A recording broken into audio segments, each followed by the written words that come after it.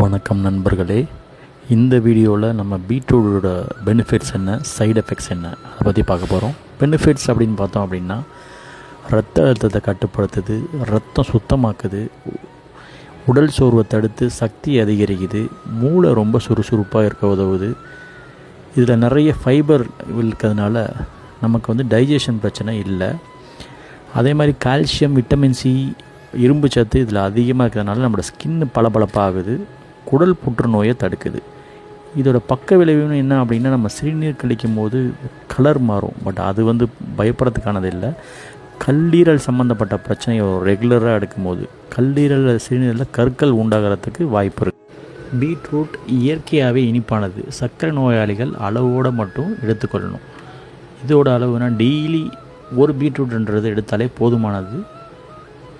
இது உடம்புக்கு நல்லது.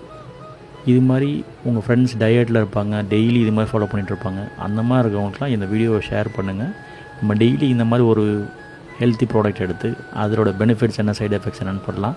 ஒவ்வொரு நாளும் ஒவ்வொரு விதமான ஹெல்த்தி ப்ராடக்டை எடுத்து சந்தோஷமாக வாழுங்க. நன்றி, வணக்கம்.